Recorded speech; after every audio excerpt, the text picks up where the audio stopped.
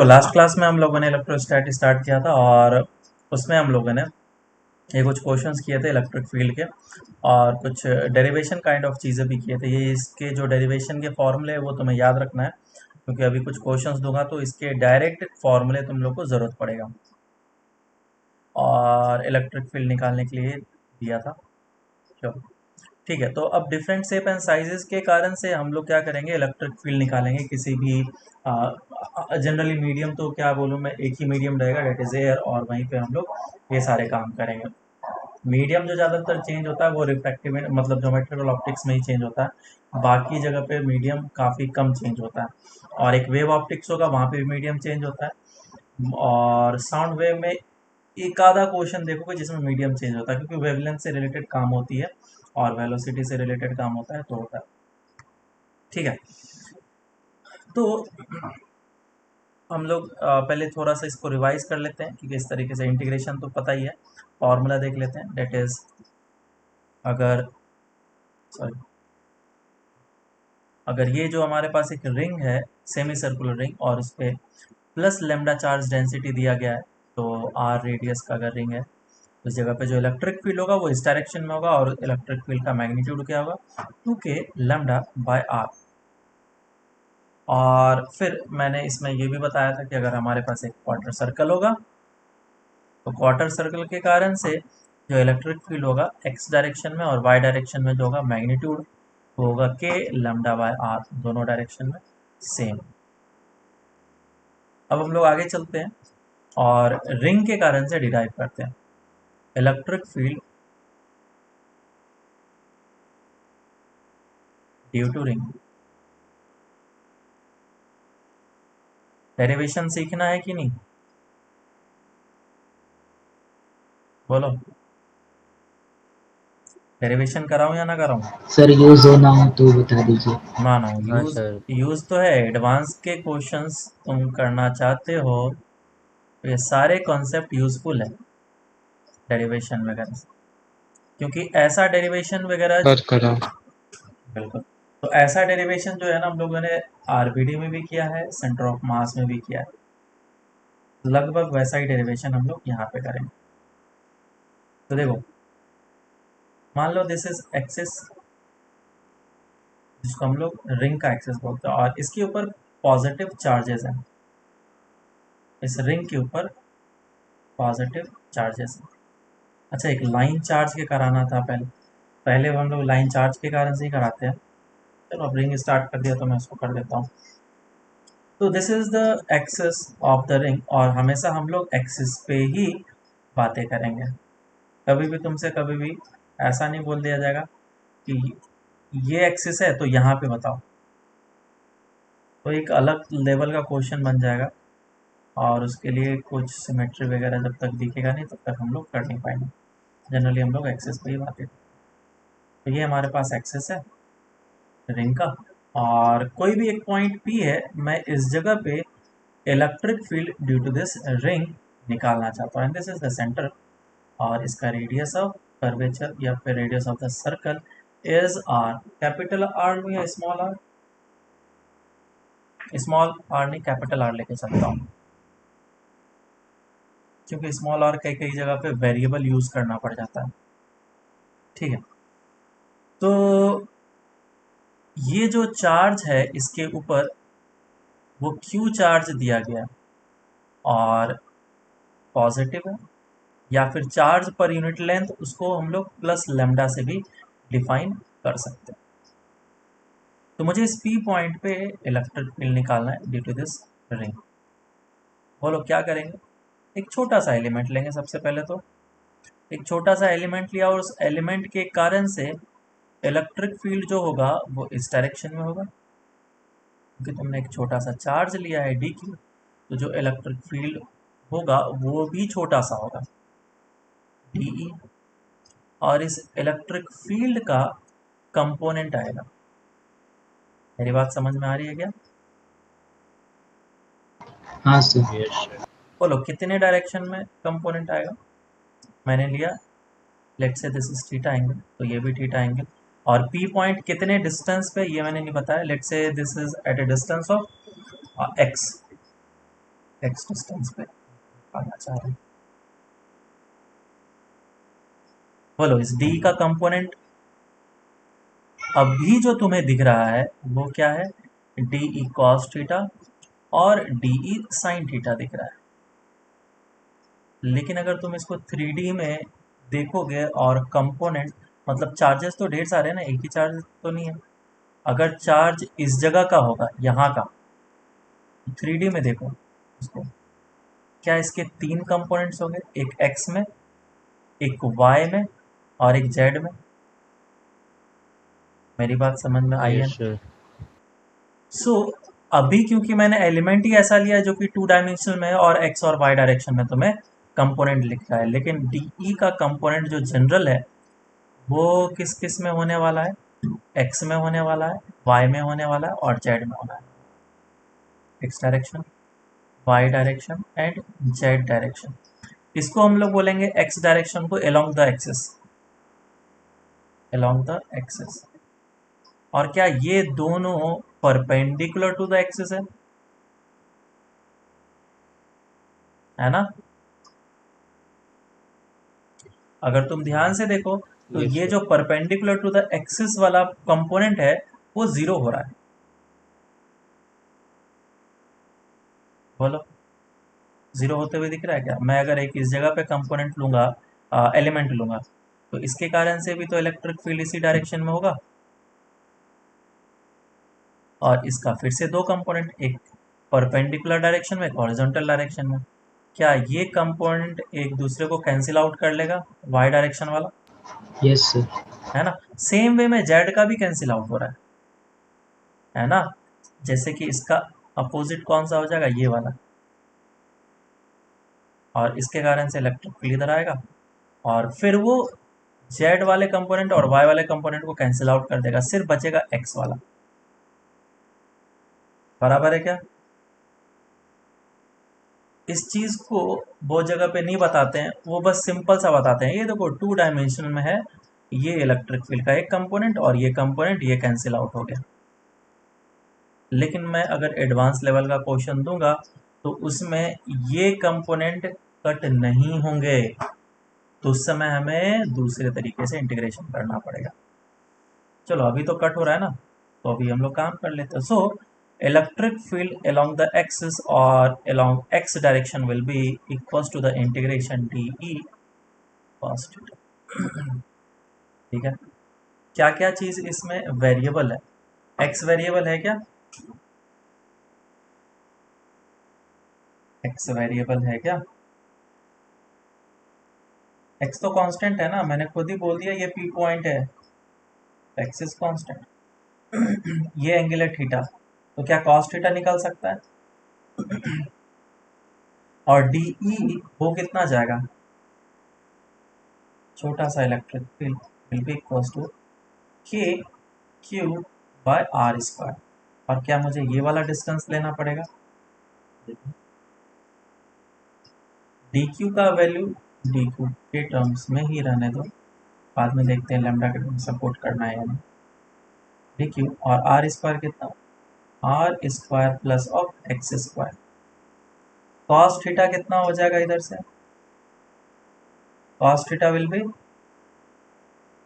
बताओ, X divide X by square R square plus of under X root square. R square plus x square. अब दोनों के values को मैं यहाँ पे पुट कर लेता हूँ।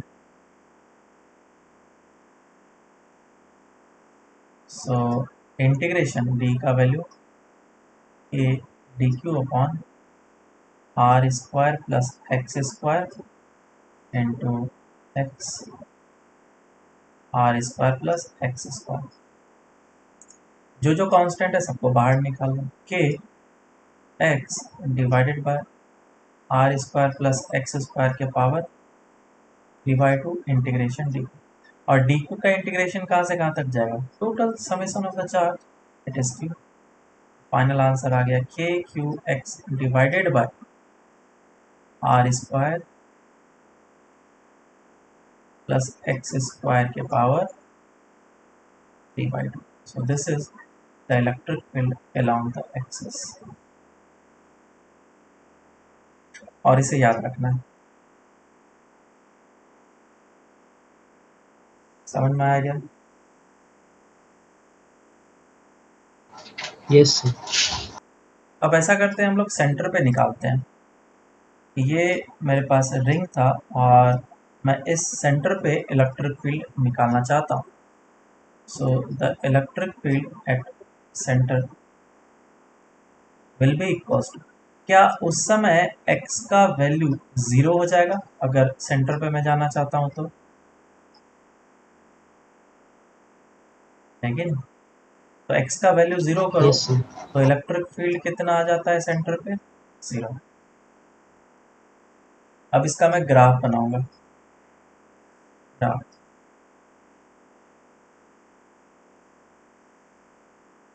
सर थोड़ा ऊपर लो ना। 1 मिनट लेता हूँ। तो मुझे बताओ इसका ग्राफ कैसा बनेगा? इसको इरेज कर देता हूँ।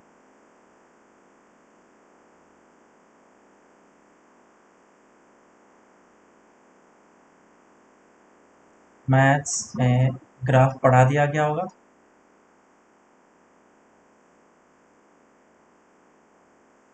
इसका ग्राफ कैसा बनेगा? x के वैल्यूज पुट करते जाओगे और वैल्यूज निकालते जाओगे e का, इसका ग्राफ ऐसा आएगा। तो एक जगह पे मुझे पीक मिल रहा है जहाँ पे इलेक्ट्रिक फील्ड क्या है, मैक्सिमम, और उसके बाद क्या होते जा रहा है, इलेक्ट्रिक फील्ड घटते जा रहा है। तुम मुझे बताओ x का वैल्यू क्या होना चाहिए जहाँ पे इलेक्ट्रिक फील्ड मैक्सिमम है? निकालो जल्दी से फटाफट करो। Find the position where the magnitude of the electric field to the ring on the axis is maximum.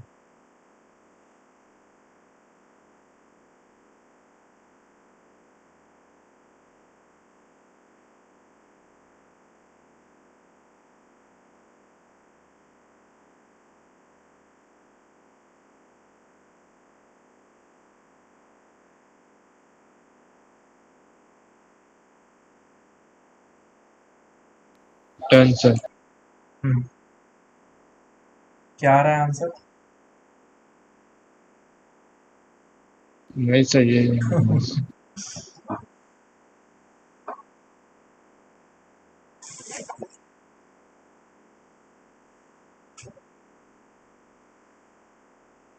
निकाला किसी ने?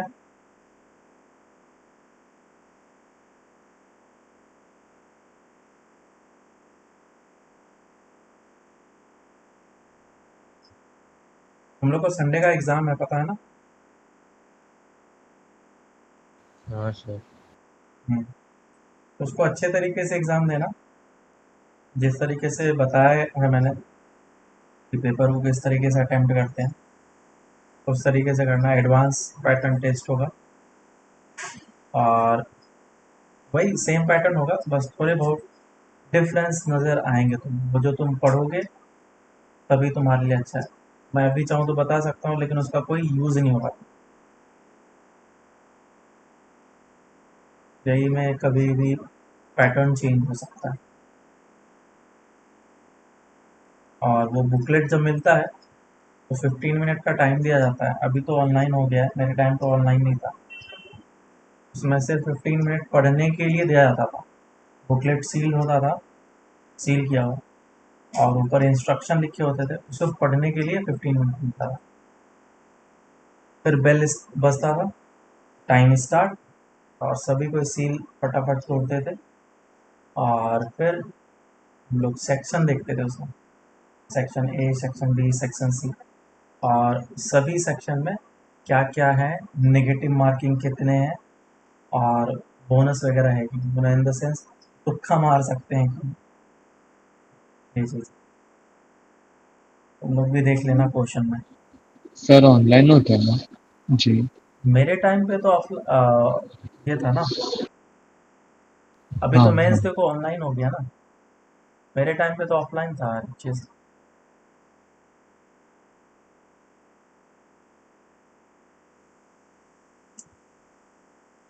ठीक है, करें इसको सॉल्व। अगर इलेक्ट्रिक फील्ड मुझे निकालना है कि मैक्सिमम कहाँ पे होगा, तो एक सिंपल सा मैथ्स में हम लोग काम करते हैं, जिस भी चीज़ का मैक्सिमा निकालना है उसको डिफ्रेंशिएशन करके इक्वल्स टू ज़ीरो कर देते हैं। इलेक्ट्रिक फील्ड का max K Q X divide by X square plus of are square के पावर 3/2 है वैल्यू। इसको डिफ्रेंशिएट कर लिया। के क्यू तो कांस्टेंट है, उसका कोई काम नहीं है। X square plus are square के पावर 3/2 का होल स्क्वायर हो जाएगा, ये 3 हो जाएगा, और ये एज इट इज़ लिखाएगा x square plus are square के पावर 3/2, और एक्स का डिफ्रेंशिएशन हो जाएगा 1 माइनस ऑफ, अब एक्स एज इट इज़ रहेगा और इसका डिफ्रेंशिएशन ये कितना आएगा 3/2 माइनस के साथ, और बाकी आ जाएगा पावर 3/2। और क्या करेंगे हम लोग, डिफ्रेंशिएशन करें तो -3/2 सामने आया, X square plus of are square के पावर, और -1 कितना हो जाएगा ये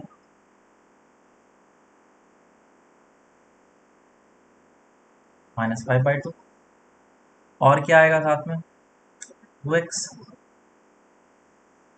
तो 2 cancel out, minus minus plus 3x।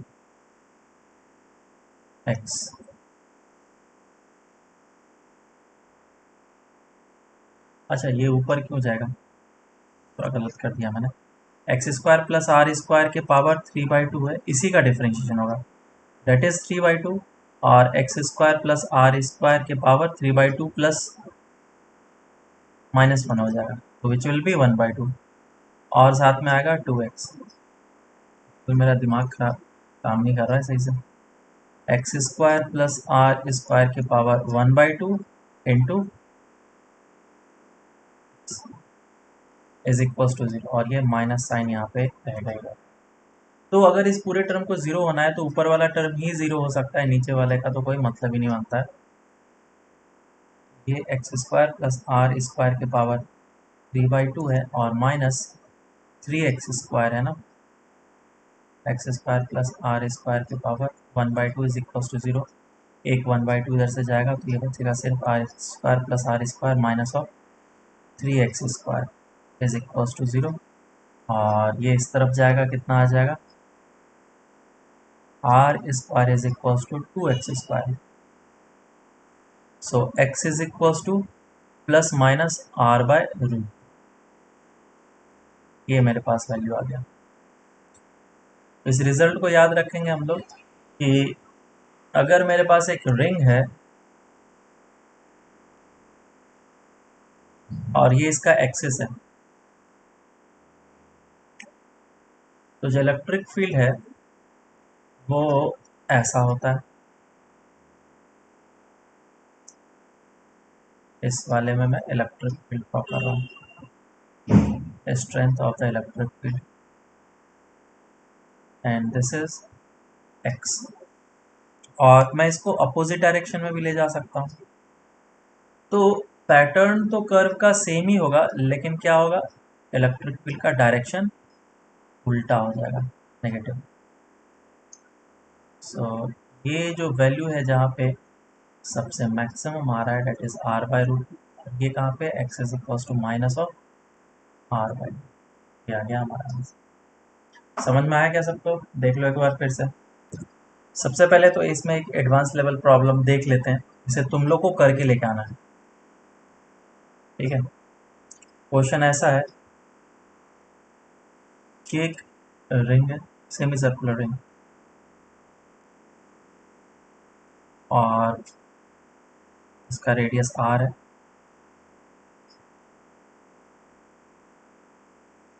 और इसमें कुछ चार्जेस वगैरह दे दिए गए हैं, ठीक है। तो पूछा गया कि इलेक्ट्रिक फील्ड फाइंड आउट करना है, कहाँ पे, एक्सिस पे फाइंड आउट करना है, जो कि एक्स डिस्टेंस पे है फ्रॉम द सेंटर, ठीक है। Find the electric field eight point P on the axis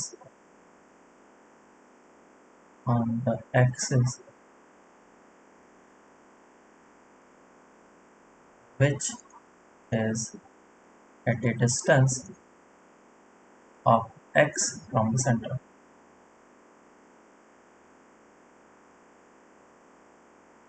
काफी बढ़िया क्वेश्चन, इसे करके लेके आना।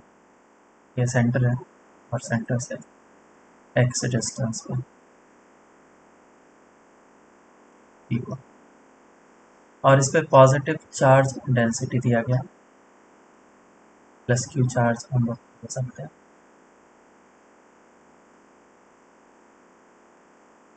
लैम्डा चार्ज डेंसिटी, ठीक है, इसे करके लेके आना। मैंने थोड़ी बहुत बातें ऊपर डेरिवेशन के टाइम पे ही बता दिया है, मैं समझ में आएगा। आगे चलते हैं नेक्स्ट क्वेश्चन की तरफ, और नेक्स्ट क्वेश्चन है कैसा दो, पहले एक सिंपल सा क्वेश्चन। एक रिंग है मेरे पास जिसको मैंने इस तरीके से वर्टिकल रखा है, बराबर, और इस एक्सिस पे मैंने एक मास को भी रखा है, चार्ज को basically, which is plus Q, magnitude में प्लस क्यू है, और इसका मास m है,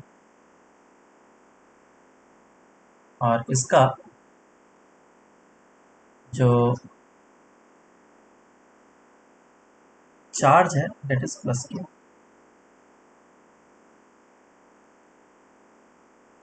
पॉजिटिव चार्ज, और इसे जो रखा गया है वो r/2 डिस्टेंस पे रखा गया है। This is what, this is r,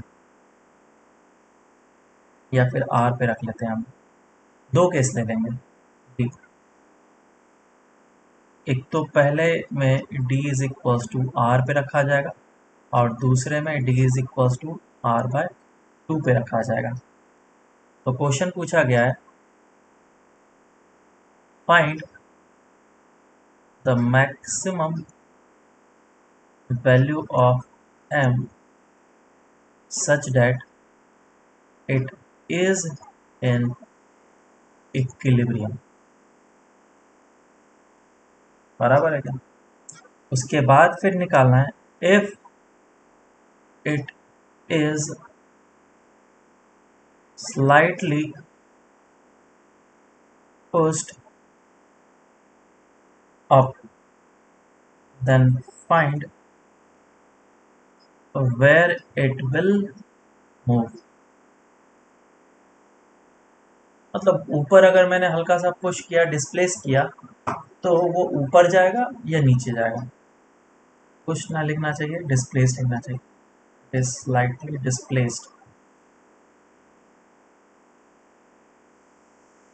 up, then find where it will move. काफी बढ़िया क्वेश्चन है, दिमाग लगाने वाला है, इजी क्वेश्चन, करो जल्दी। देखो अब इस क्वेश्चन में सिंपल सा पहले हम लोग फॉर्मूला लगा करके इलेक्ट्रिक फील्ड निकाल लेते हैं। इलेक्ट्रिक फील्ड लिखना है k q x divided by X square plus of are square के पावर 3/2 होगा। तो एक बार x का वैल्यू r पुट कर लो, और एक बार x का वैल्यू r/2 पुट कर लो। तो r के क्रॉसपॉन्डिंग इलेक्ट्रिक फील्ड कितना होगा, k q r divide by 2r square के पावर 3/2,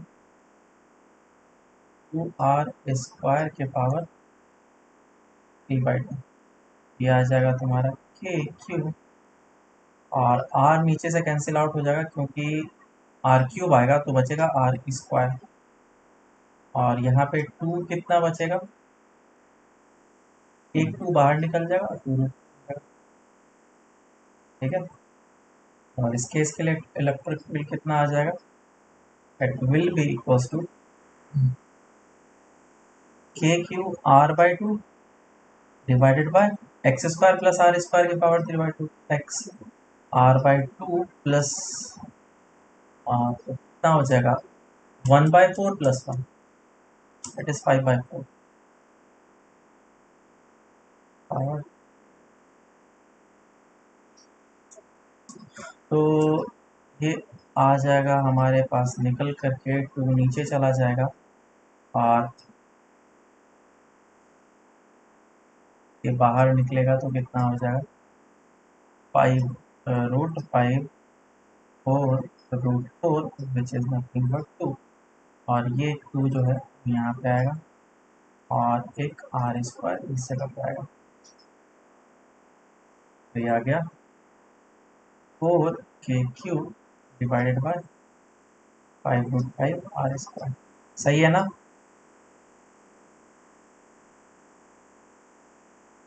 हाँ और अगर तुमने कोई चार्ज इस जगह पे रखा है क्योंकि इसके पास पॉजिटिव चार्ज है और इसके पास भी पॉजिटिव चार्ज है तो ये सभी क्या करेंगे, इसको रिपल से फोर्स लगा करके ऊपर पुश करने की कोशिश करेंगे, जिसको हम लोग फोर्स इस तरीके से लिखते हैं F is equal to QE। और नीचे की डायरेक्शन में क्योंकि मास है तो mg लग रहा होगा और इक्विलिब्रियम में तभी रह सकता है जब इन दोनों का वैल्यू इक्वल हो। F is equal to Q into E। So m will be equals to QE divided by G। Simple सा है, E का वैल्यू हम लोगों ने निकाल के रखा है, पुट कर लो आंसर आ जाएगा। तो आई थिंक ये सही है आंसर हमारा। अब ये देखना है कि वो पुश करने पे नीचे जाएगा या ऊपर जाएगा, है ना। तो मैं पहले डिसाइड करूंगा इसका पोजीशन कि ये रखा कहाँ पे गया है और उसके हिसाब से मैं इलेक्ट्रिक फील्ड के स्ट्रेंथ का कर्व देखूंगा। इलेक्ट्रिक फील्ड का स्ट्रेंथ का कर्व ऐसा जाता है और ये जो पोजीशन है ये पोजीशन कहाँ पे है, बोलो x is equal to r/√2 पे। तो r/√2 बड़ा है या r/2 बड़ा है, विच इज ग्रेटर? r/√2।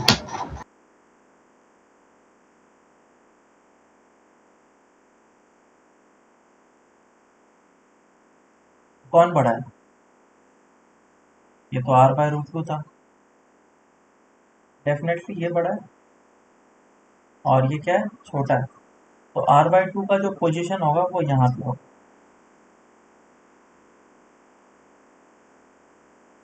और r का पोजीशन कहाँ पे होगा, इस जगह पे। समझ में आ रहा है या नहीं आ रहा है? Yes sir.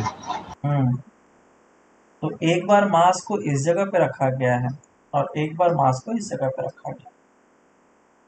अब ऊपर देखो, क्वेश्चन में बोला गया कि अगर इसको स्लाइटली डिस्प्लेस किया जाए ऊपर,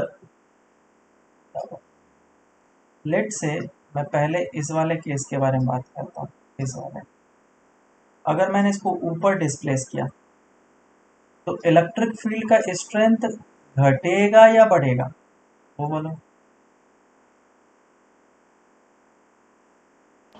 घटेगा। घटेगा क्योंकि पहले वैल्यू ये था, अब यस। वैल्यू ये होगा। तो QE का मैग्नीट्यूड क्या हो गया, घट गया। mg का वैल्यू बढ़ा या घटा, कुछ हुआ क्या? नहीं, कांस्टेंट है। कांस्टेंट है। सेम। तो अगर ये पोजीशन A पे था और पोजीशन B पे गया तो A वाले पोजीशन पे इक्विलिब्रियम में था जब QE is equal to mg था।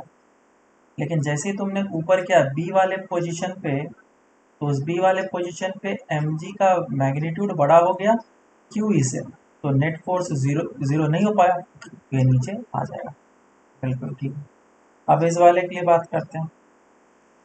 इस वाले के लिए अगर मैं बात करूंगा तो मैं पोजीशन ए पे रखा था और बी पे लेकर के गया, तो बी वाले पोजीशन पे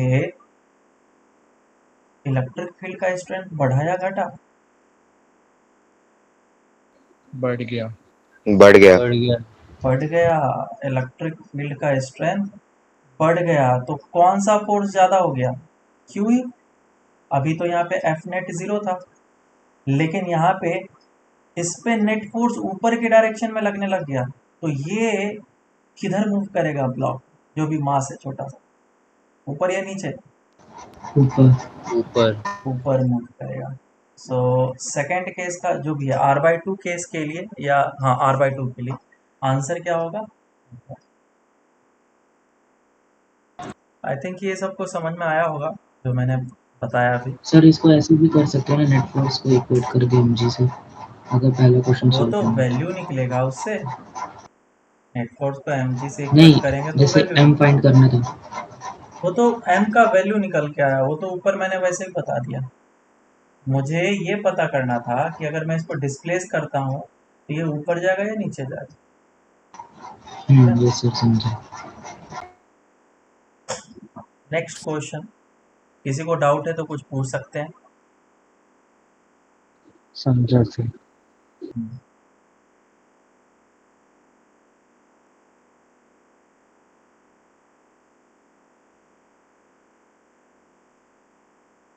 इस जगह पे पॉजिटिव चार्जेस हैं इस रिंग के ऊपर, और सेंटर पे एक नेगेटिव चार्ज रख दिया गया है -q, जिसका मास m है। तो बोला गया है find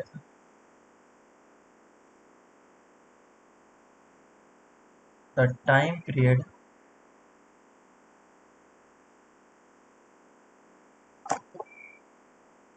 for a small displacement of the point charge.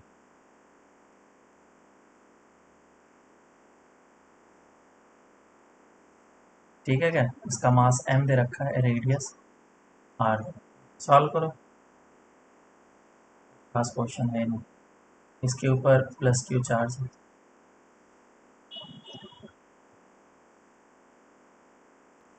चलो सॉल्व करते हैं। तो ये जो हमारे पास रिंग है, इस रिंग से मैं थोड़ा सा डिस्प्लेस कर देता हूँ पॉइंट चार्ज को। लेट से मैंने पॉइंट चार्ज को इस जगह पे x अमाउंट से डिस्प्लेस कर दिया और इस जगह पे आ गया। तो इस पे इलेक्ट्रोस्टैटिक फील्ड के कारण से फोर्स लगेगा, and this force will be attractive in nature, क्योंकि ये पॉजिटिव चार्ज है और ये नेगेटिव चार्ज है। ठीक है, और ये फोर्स होगा कितना, F will be equals to Q into E. Electric field का फॉर्मूला क्या है, E is equals to K Q x divided by X square plus of are square के पावर डिवाइड। मैं यहाँ पे पुट कर लेता हूँ Q K Q x divided by root under X square plus of are square के power D by two. और ये हो गया फोर्स। इसमें जो डिस्प्लेसमेंट है वो काफ़ी ज़्यादा छोटा है, x is very very small. और अगर डिस्प्लेसमेंट काफ़ी ज़्यादा छोटा हुआ तो एक्स को नेग्लेक्ट कर सकते हैं हम लोग, और एक्स हमारा इसमें हो गया neglect. M a will be equals to k capital q small q x divided by are square के power 3/2 which is r q, है ना। तो एक्सेलरेशन कितना आ जाएगा, a is equals to k capital q small q by M R q. अब इसी को मुझे कंपेयर करना है, a is equals to omega square x है, तो ओमेगा आ गया रूट अंडर ऑफ के Q small Q divide by M R Q, और टाइम पीरियड आ जाएगा 2 pi root under of M R cube divided by K capital Q. ये हमारा आंसर आ गया। कितने लोग आए, अच्छा एक आर बाहर निकाला है तुमने, बाय आर। ये वाला गलत है, इसमें मास नहीं आया तुम्हारा, चार्ज है, मास नहीं है। मास किधर खा गए तुम, सर मालूम नहीं, शायद एरर कैलकुलेशन। ठीक है। नेक्स्ट अब देखो, हम लोग नेक्स्ट चलते हैं दूसरे डेरिवेशन की ओर, और लाइन चार्ज के कारण से कर लेते हैं हम लोग। Electric field due to line charge, और एक डिस्क है, डिस्क के कारण से भी हम लोग कर लेंगे। पहले हम लोग डिस्क के कारण से डिराइव करते हैं, फिर लाइन करेंगे। Electric field due to disc.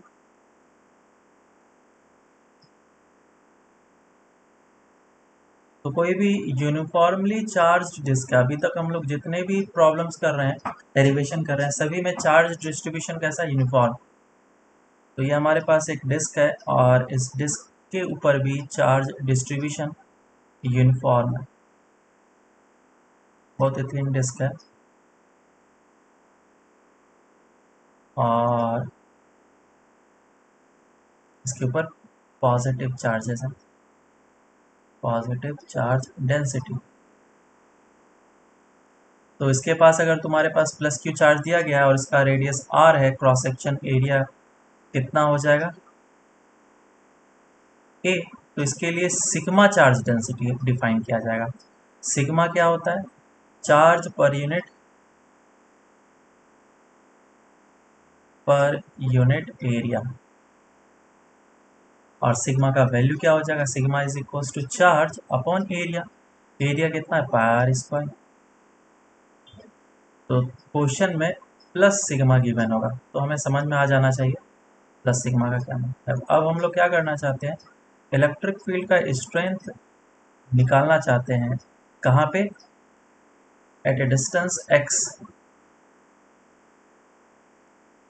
Point p। इस p पॉइंट पे हम लोग इलेक्ट्रिक फील्ड का स्ट्रेंथ निकालना चाहते हैं। बोलो क्या करें, कैसे निकाला जा सकता है, सोचो जल्दी से।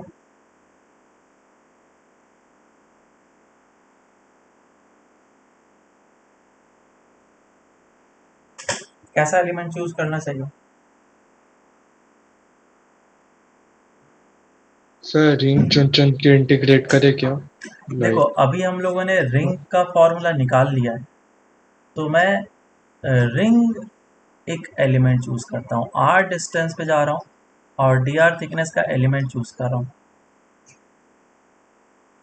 r डिस्टेंस पे जा करके dr थिकनेस का एलिमेंट चूज किया और ये जो एलिमेंट होगा वो क्या बनेगा, रिंग बनेगा,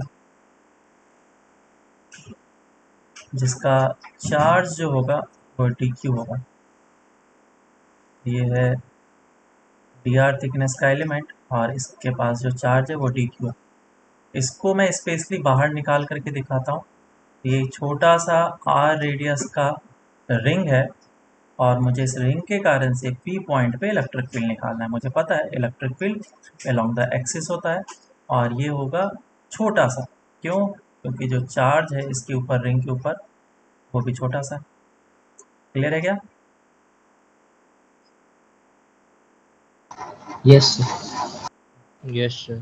तो बोलो कितना हो जाएगा, ये DE will be equals to, angle अगर थीटा है, this is x and this is small r, k cube x divided by X square plus are square के पावर 3/2। अब r जो है यहाँ पे स्मॉल r लेना पड़ेगा, ये आ गया छोटा सा चार्ज के कारण से electric field along the axis. और इसी को मुझे इंटीग्रेट कर देना है, तो क्या मुझे इस जगह पे इलेक्ट्रिक फील्ड मिल जाएगा along the axis. So E along the axis will be equals to integration DE is equals to integration K dqx divided by x square plus r square के पावर 3/2। dq का value कितना होगा, कोई बता सकता है। dq क्या हो जाएगा, सिग्मा इंटू छोटा सा एरिया, इसका कुछ ना कुछ तो एरिया होगा। हाँ सर। Yes sir. बोलो कितना एरिया होगा।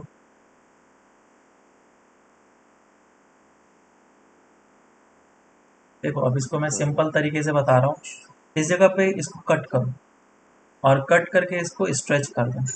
तो जब हम इसको स्ट्रेच करेंगे तो ये कुछ ऐसा दिखेगा, पतला सा स्ट्रिप जिसका थिकनेस dr है और लेंथ कितना है,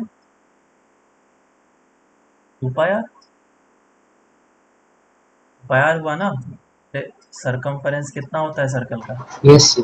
2 पाई आर। Yes sir. और कोई रेक्टेंगल हो हमारे पास तो उसका एरिया कितना होता है, ए इंटू बी। सेम वे में ये एक रेक्टेंगल है, इसका छोटा सा एरिया जो होगा that will be 2 pi R length into breadth. याद रहेगा क्या आप?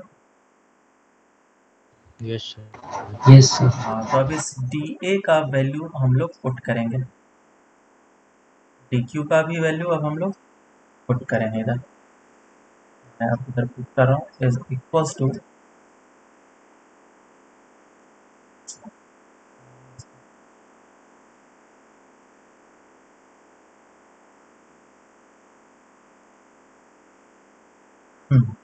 so electric field E will be equals to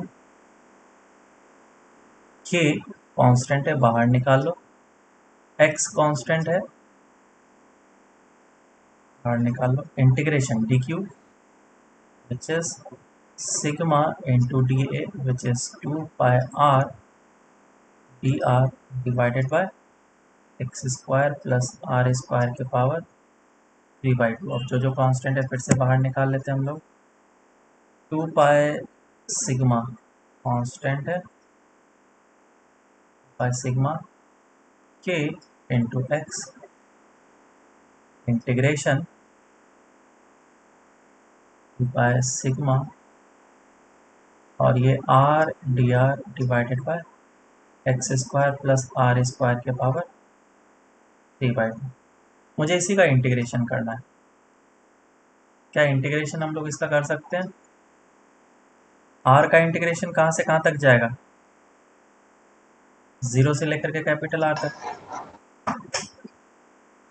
बताओ अब इसका इंटीग्रेशन कैसे करें?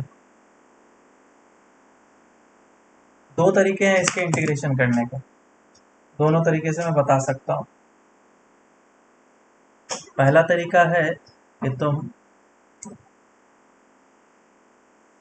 फर्स्ट मेथड इज कि X square plus are square को तुम टी स्क्वायर एज्यूम कर लो, तो इसका डिफरेंशिएशन कितना हो जाएगा, 2r dr is equal to 2t dt।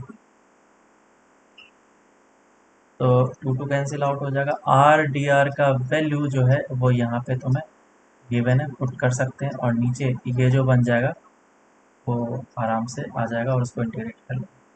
एक तरीका ये है। दूसरा तरीका ये है कि तुम x को r को क्या मान लें, टेन थीटा मानना पड़ेगा, r को मानना पड़ता है ना, r को मान लो x टेन थीटा। अगर x टेन थीटा मानते हैं तो ये हो जाएगा d r will be equal to x sec square theta D theta. तो x square plus are square कितना हो जाएगा, x square plus of are square will B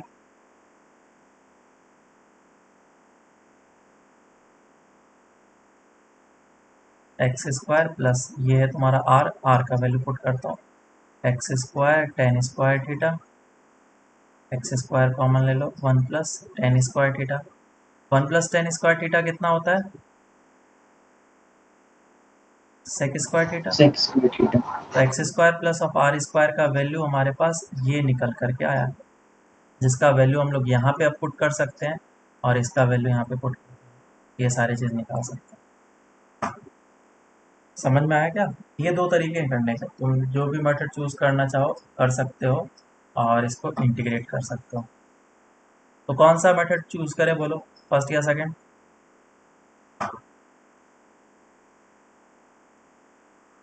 अरे बोल दो जल्दी से, कोई से भी। फर्स्ट कर लो। फर्स्ट सर कर लो, हाँ बोलो। फर्स्ट सर वो D R equal to X X square theta D theta sir, उससे नीचे वाला स्टेप कैसे आया? कौन सा, ये वाला? हाँ सर। ये तो इंडिविजुअल चीज निकाला हूँ मैंने, X square plus of are square मुझे पुट करना पड़ेगा ना, हाँ तो आर का वैल्यू मैंने यहाँ पे पुट कर लिया।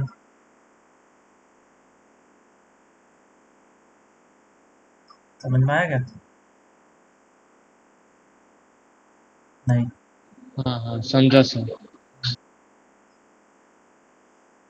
ठीक है, तो देखो इसी मेथड से अगर हम लोग करें तो E इज इक्वल टू कितना आ जाएगा, 2 पाई सिग्मा, और K का वैल्यू कितना होता है, 1/4 pi epsilon naught into X integration R D R का वैल्यू है हमारा T D T divided by X square plus of are square कितना है, टी स्क्वायर, तो ये हो जाएगा नीचे टी क्यूब, ये हो जाएगा 2 पाई, कैंसिल आउट होगा, नीचे 2 बचेगा, ये हो जाएगा सिग्मा बाय, पाई भी कैंसिल आउट हो चुका है, 2 epsilon naught into X integration 1 by T square D T, जिस टी रेज टू पावर -2। सही है? अब इसका इंटीग्रेशन कितना होगा, T raise to power -2 plus 1 plus 1 T raise to power -1 divide by -1, है ना? Yes sir. Minus of 1/t, और t हमारा था कितना, उसका वैल्यू पुट कर लेते हैं। अगर इस जगह से हम लोग t लिखना चाहें तो that will be root under of X square plus of are square, ये होगा, और लिमिट कहाँ से कहाँ तक जाएगा, 0 से लेकर के r तक, और sigma x divided by 2 epsilon not r है equals to sigma x divide by 2 epsilon not, पहले हम लोग लोअर लिमिट पुट करेंगे, 1 डिवाइडेड बाय, ये जो r है वो कैपिटल, सॉरी x जो है वो x ही रह जाएगा, r का वैल्यू 0 हो गया, -1 by root under of x का वैल्यू एज इट इज रहेगा, r का इंटीग्रेशन हो रहा है, ये हो जाएगा, और x को अंदर में लेकर के चला जाता हूँ, sigma by 2 epsilon naught 1 minus of x divided by root under of X square plus of are square, ये फॉर्मूला निकल के आया, और इसे याद रखना है।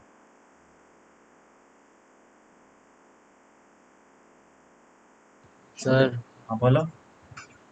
वो जो फर्स्ट मेथड है उसमें 2r dr is equal to 2t dt कैसे आया? फर्स्ट मेथड में, हाँ सर। फर्स्ट मेथड में मैंने इसको क्या माना, एज्यूम करा X square plus of are square is equal to T square assume करा, क्या x हमारा कांस्टेंट है, इसका डिफरेंशिएशन 0 हो जाएगा, आर स्क्वायर का डिफरेंशिएशन कितना हो जाएगा, 2r dr, और टी 2r स्क्वायर का डिफरेंशिएशन 2t समझा dt। सर। नेक्स्ट जो है that is infinite plate,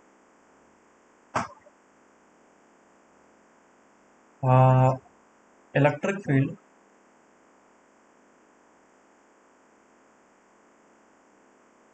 due to infinite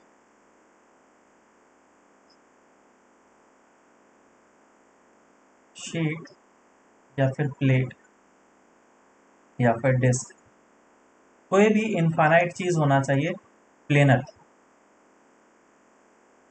अभी जो हम लोगों ने फॉर्मूला डिराइव किया उसी फॉर्मूले का, उसी फॉर्मूले को यूज करेंगे और हम लोग निकालेंगे आंसर कितना आ रहा है। सो लेट से कि ये जो r है वो बहुत बड़ा है, किससे बड़ा होगा, x से, सो r is much much greater than x, तभी तो हमारा डिस्क या फिर जो प्लेट होगा वो इनफाइनाइट बनेगा। ये हमारे पास प्लेट है जिसपे पॉजिटिव चार्जेस हैं, तो छोटे से x डिस्टेंस पे जाकर के हम लोग इलेक्ट्रिक फील्ड निकालना चाहते हैं, और इलेक्ट्रिक फील्ड का फॉर्मूला होता है sigma by two epsilon naught 1 minus X divide by root under of X square plus of are square. अब क्योंकि r काफ़ी बड़ा है और x काफ़ी ज़्यादा छोटा है, तो इसको हम लोग नेगलेक्ट कर सकते हैं, और जैसे हम लोग इसको नेगलेक्ट करेंगे तो क्या बच जाएगा, sigma by two epsilon 1 minus X divided by R. अब दूसरा अप्रोक्सीमेशन इन द सेंस, ये जो लिखा गया है उसी के बेसिस पे हम लोग बोल रहे हैं, क्योंकि x काफ़ी छोटा है तो क्या इसका वैल्यू भी 0 होगा, r तो इन्फिनिटी को रीच कर रहा है ना, इसका वैल्यू कितना हो जाएगा 0। तो हमारे पास जो इलेक्ट्रिक फील्ड निकल के आएगा, that electric field will be equal to sigma by two epsilon, और तुम लोग को इसे याद करके रखना है। Electric field due to the infinite sheet is sigma by two epsilon naught, और ये है नॉन कंडक्टिंग के लिए।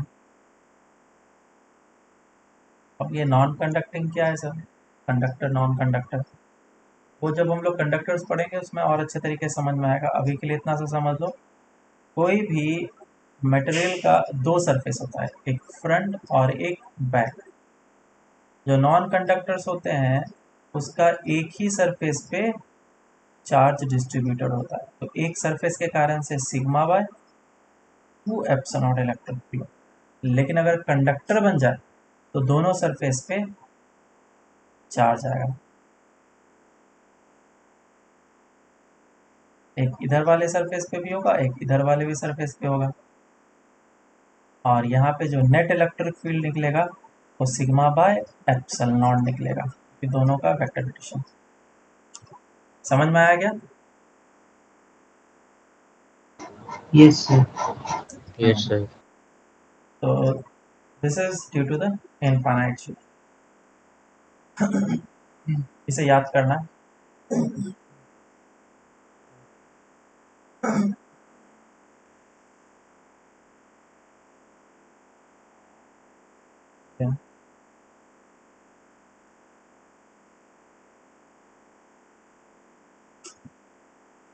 ड्यू टू हम लोग एक और निकालेंगे अभी,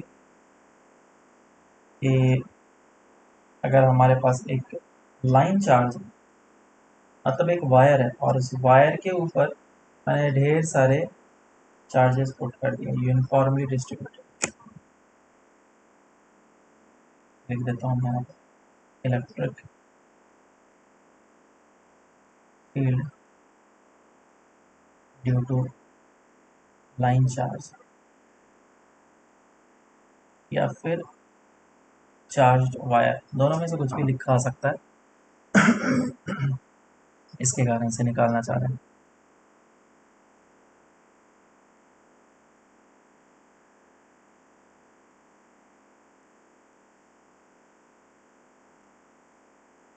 तो ये हमारे पास एक इनफाइनाइट नहीं, अभी फाइनाइट है, फाइनाइट वायर है, और हम लोग डी डिस्टेंस पे इस पॉइंट पी पे इलेक्ट्रिक फील्ड निकालना चाहते हैं, which is at a distance D.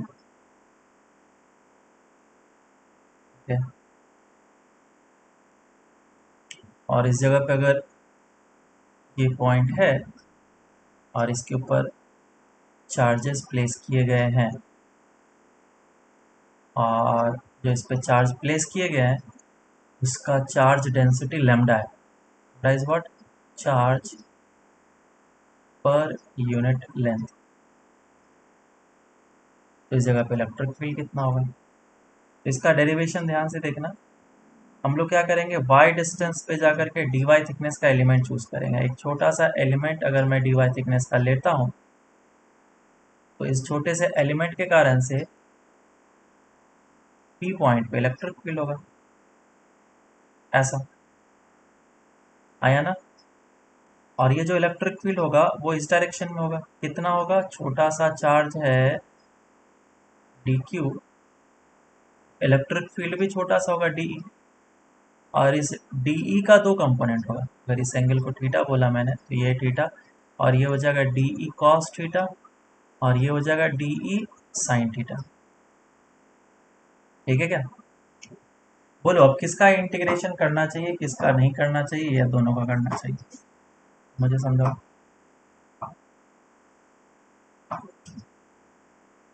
Sir D e cos theta का करना चाहिए, वो साइन थीटा वाला नहीं होगा। साइन थीटा वाला नहीं होगा। लाइक वो सिमेट्री से बता सकते हैं। हाँ, अगर सिमेट्री होगा तो डी साइन थीटा नहीं होगा, लेकिन मैं यहाँ पे सिमेट्री नहीं दिया हूँ, ठीक है क्या। तो सर दोनों का करना पड़ेगा। हाँ, काइंड ऑफ मैं इस पॉइंट पे ले रहा हूँ, ये ऐसे है और ये ऐसे है, सिमेट्री है क्या, नहीं, इसका मतलब दोनों के कारण से होगा। तो this is electric field in X direction and this is electric field in Y direction, या फिर बेटर ये बोल लो कि ये परपेंडिकुलर डायरेक्शन में है और ये है पैरेलल डायरेक्शन में। परपेंडिकुलर और पैरेलल जो लाइन चार्ज है उसके रेस्पेक्ट में बोला जा रहा है, इसको कभी कभी ई परपेंडिकुलर बोलेंगे और इसे ई पैरेलल बोलेंगे, या फिर अपने हिसाब से तुम इसको एक्स डायरेक्शन में या वाई डायरेक्शन में बोल सकते हो। ठीक है, अब दोनों को इंटीग्रेट करते हैं और इंटीग्रेट करके हम लोग देखते हैं कि हमारा आंसर क्या आ रहा है। सबसे पहले हम लोग एक्स डायरेक्शन में नेट इलेक्ट्रिक फील्ड निकालते हैं। तो net electric field in x direction will be equals to integration of dE cos theta, और dE कितना हो जाएगा, डायरेक्ट लिखूं क्या, नहीं सर, इंटीग्रेट करो ना। देखो dE का वैल्यू यहाँ पे लिखते हैं, कितना हो जाएगा, k क्यूब, छोटा सा एलिमेंट है ना, k क्यूब डिवाइडेड बाय, ये डिस्टेंस को मैं ले रहा हूँ r, हो जाएगा r स्क्वायर बराबर cos थीटा का वैल्यू कितना हो जाएगा, ये एंगल देखो, ये एंगल कितना है, theta, this distance is d, this is y and this is r, cos theta will be, कितना आ रहा है cos theta, D by R. और r का वैल्यू कितना है, root under of Y square plus D square, D by R आने देता हूँ, और यहाँ पे भी r का वैल्यू हम लोग चेंज करेंगे, r को r में ही रहने दो, और electric field in X direction will B integration dE जिसके dq का वैल्यू कितना हो जाएगा, बताओ, कोई बता सकता है dq,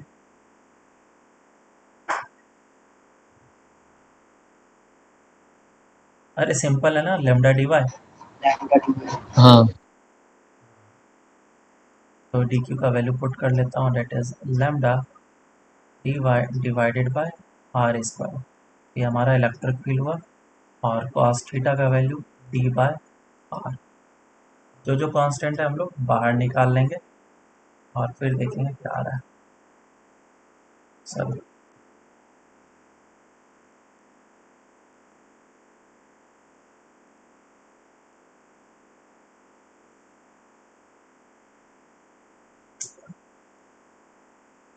equals to k constant है, लेमडा कांस्टेंट है और d भी कांस्टेंट है, लेकिन मैं d को बाहर नहीं निकालना चाह रहा हूँ, k और लेमडा कांस्टेंट है, 1 by are square D by R D one. अब इसी का इंटीग्रेशन करेंगे, लेकिन इंटीग्रेशन किसके टर्म्स में करना है, आर इज ऑल्सो वेरिएबल, लेकिन आर का वैल्यू जो हम लोग को पुट करना चाहिए था वो क्या करना चाहिए था, X square plus of, X तो नहीं है, Y square plus D square, Y square plus D square, है ना, ये पुट करना चाहिए था आर का वैल्यू हमें, तो आर तो हमारा वेरिएबल है,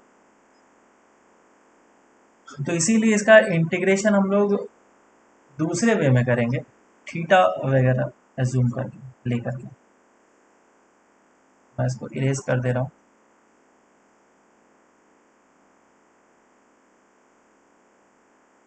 या फिर रहने देता हूँ। देखो मैंने यहाँ पे जो लिया है डी, इसमें आर का वैल्यू आ रहा है, आर स्क्वायर कितना हो जाएगा, x square plus of are square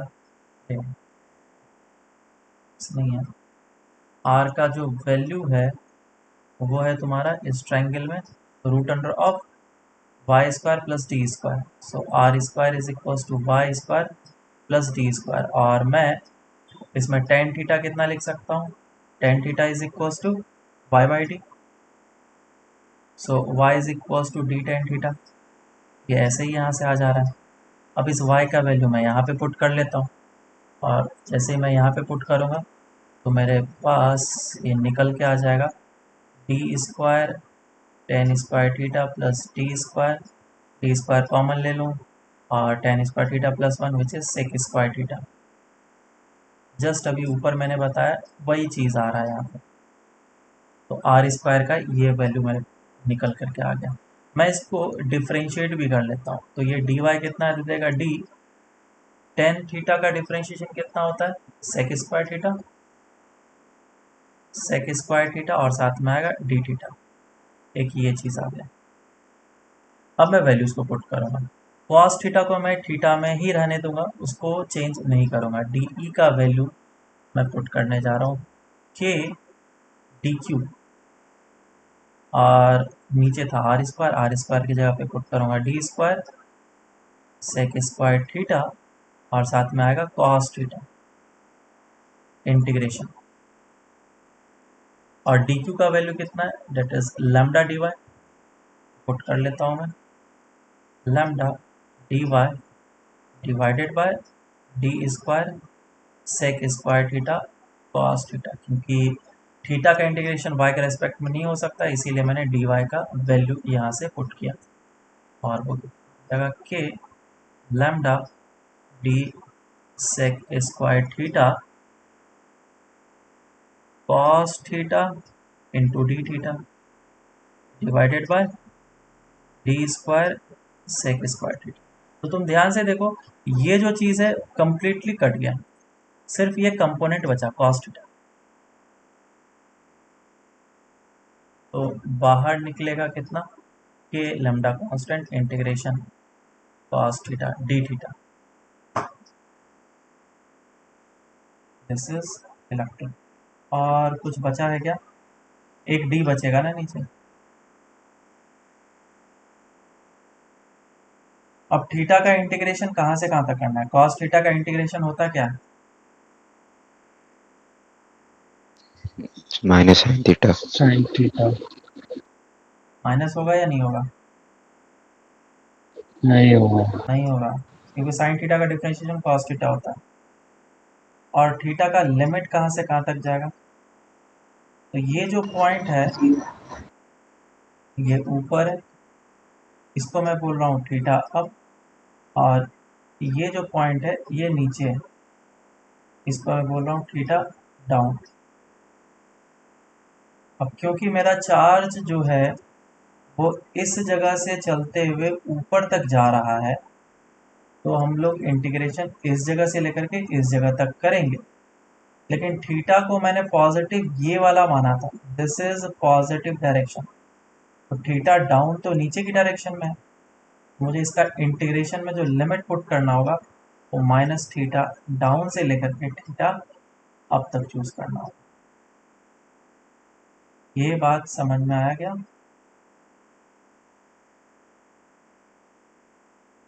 बोलो। सर फिर वो तो सिमेट्रिकल हो गया ना।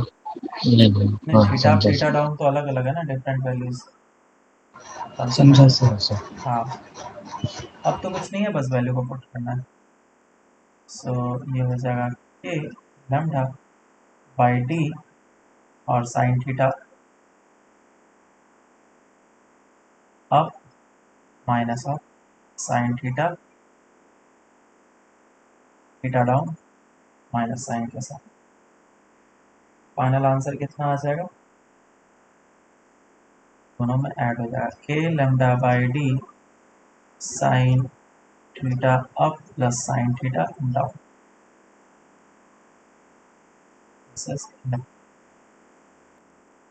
तो इस फॉर्मूले को हम लोग को याद रखना है, ये जो फॉर्मूला हमारा निकल के आया इसे याद रखना है। So electric field will be equals to k lambda d by sine theta up plus sine theta down. सो ये जो हमारा इलेक्ट्रिक फील्ड निकल के आया परपेंडिकुलर डायरेक्शन में या फिर एक्स डायरेक्शन में। अभी वाई डायरेक्शन का इलेक्ट्रिक फील्ड निकालना बाकी है और वो काफ़ी आसान है क्योंकि तुम्हें दिख रहा है कि ये जो चीज़ है कॉस थीटा कैंसिल आउट नहीं हुआ। तो इस बार अगर हम लोग इसका इंटीग्रेशन करेंगे तो साइन थीटा कैंसिल आउट नहीं होगा।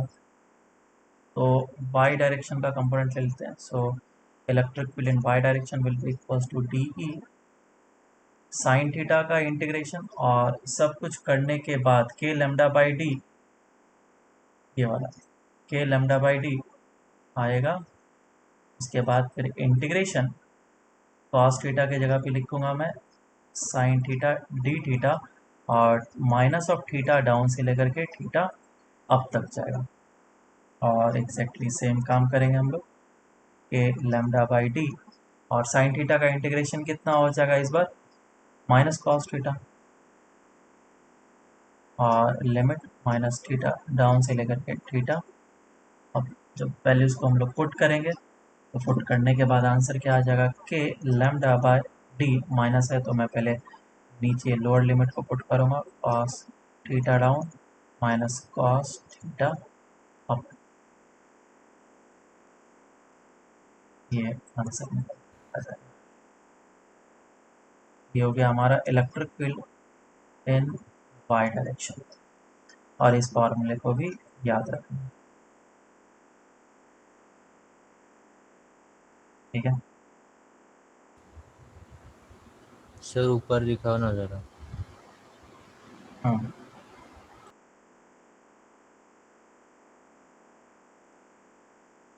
तो देखो ये दोनों फॉर्मूले अभी हम लोगों ने जो डिराइव करे उसे याद रखना और साथ ही साथ जो हम लोग इसमें इनफाइनाइट लाइन चार्ज का भी फॉर्मूला निकालते हैं जो कि हम लोग सर नीचे वाले नेक्स्ट क्लास में देख लेंगे। तो इन दोनों फॉर्मूले को तुम लोग को याद रखना अच्छे तरीके से, इसका एप्लीकेशन भी हम लोग नेक्स्ट क्लास में लिखेंगे। और मैं होमवर्क दे देता हूँ, एक डीपीपी कर लेना, नेक्स्ट डीपीपी। और शीट में तो होमवर्क दिया हुआ है, अब इलेक्ट्रोस्टैट याद स्टार्ट करते हैं। इलेक्ट्रोस्टैट में एक्सरसाइज 1 सेक्शन ए कंप्लीट कर लेना। ठीक है, सर वो पीडीएफ भेजा मैं। शीट का हाँ सर। ठीक है भेजता हूँ।